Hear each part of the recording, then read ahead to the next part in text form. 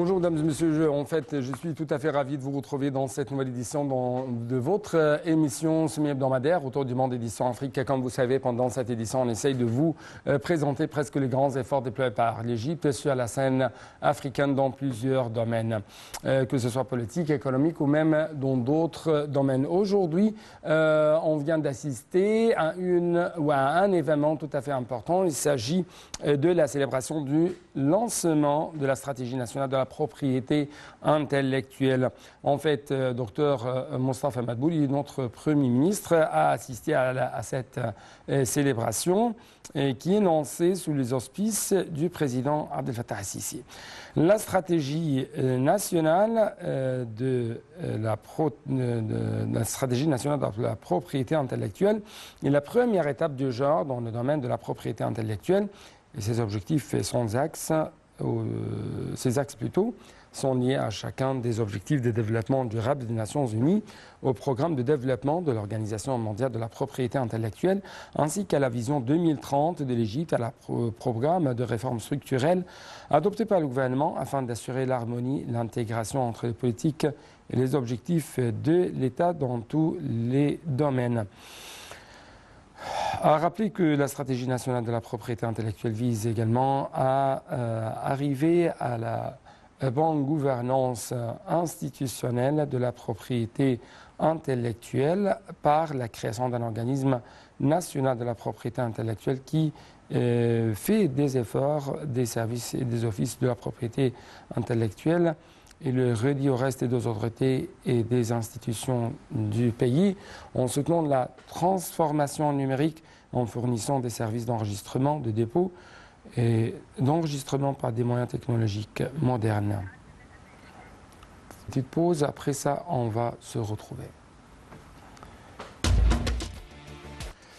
Donc c'était l'appel à la prière du midi ou de Zuhr selon l'heure locale du Caire à partir de la mosquée Al-Fattah Al-Alim qui se trouve dans la nouvelle capitale administrative de l'Égypte. De retour donc aux actualités qu'on a aujourd'hui, le ministre du Pétrole et des Ressources minérales, l'ingénieur Tariq El-Molla, a souligné que l'Égypte menait des efforts pour préparer une initiative énergétique axée sur une transition énergétique juste en Afrique. Les explications tout de suite.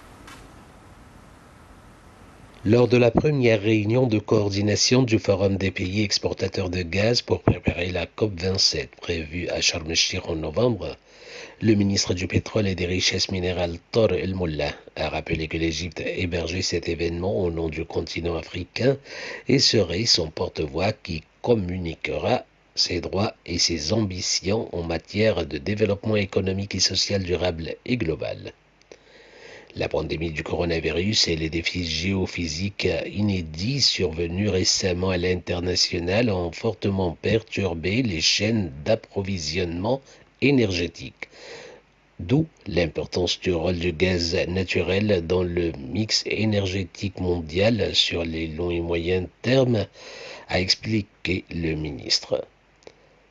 Sécuriser les livraisons gazières est devenu source de préoccupation pour beaucoup de pays du monde, notamment que la consommation énergétique se poursuivra pour soutenir les efforts de développement durable, a-t-il dit, soulignant que l'objectif commun des États exportateurs de gaz était d'assurer des sources de gaz pour des méthodes sûres et respectueuses de l'environnement. Vu les défis actuels dans le domaine de la sécurité et de la durabilité énergétique, le rôle du gaz naturel reste important et vital dans la transition énergétique étant le carburant fossile le plus propre, fiable et ayant un prix convenable.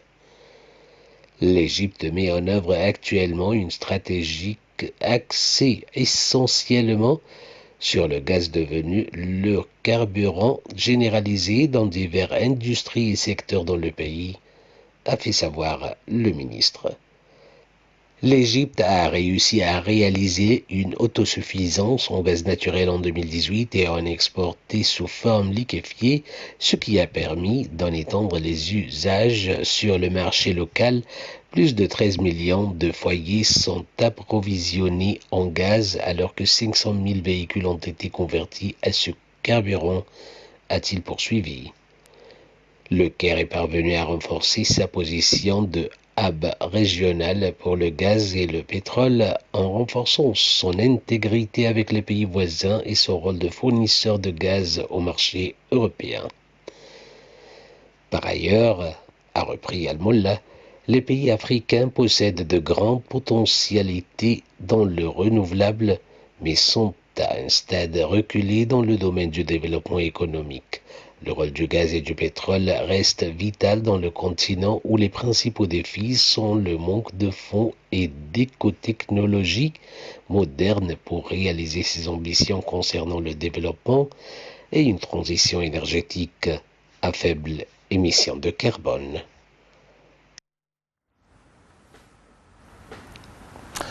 L'Afrique du Sud soigne son partenariat avec l'USAID. Comment? C'est ce qu'on va savoir ensemble dans le prochain rapport. Mais justement, nous devons clôturer par ce prochain rapport notre édition. C'est pourquoi permettez-moi de vous souhaiter toujours de bons moments sur la TV internationale.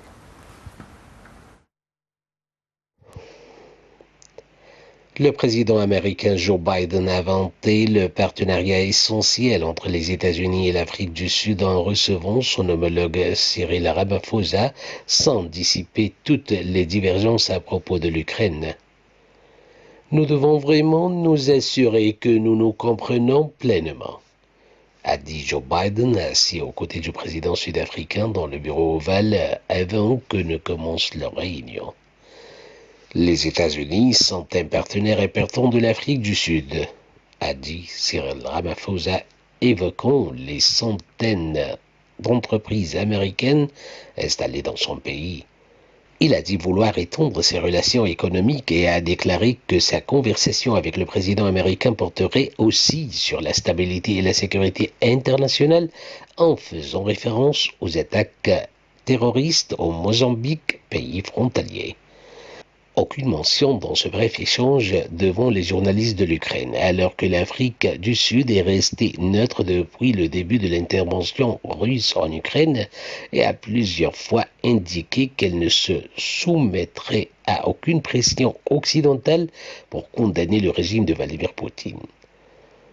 Comme elle, de nombreux pays africains avaient décidé début mars de ne pas apporter leur voix à une résolution des Nations Unies condamnant l'invasion de l'Ukraine. Cette influence grandissante de la Russie sur le continent, couplée aux liens étroits tissés entre la Chine et plusieurs pays africains, a poussé les États-Unis à passer à l'offensive sur le plan diplomatique en Afrique. Joe Biden, qui jusqu'ici ne s'est pas rendu sur le continent, organise en décembre à Washington un grand sommet avec des dirigeants africains. Et l'Afrique du Sud, poids lourd économique, occupe une place de choix dans cette offensive de charme. Le président américain a, chose rare, accompagné son invité jusqu'à sa voiture à la sortie du bureau ovale. S'adressant après la rencontre à des journalistes, le président sud-africain l'a qualifiée de très fructueuse et positive, tout en rappelant que son pays ne comptait pas dévier de sa position de neutralité.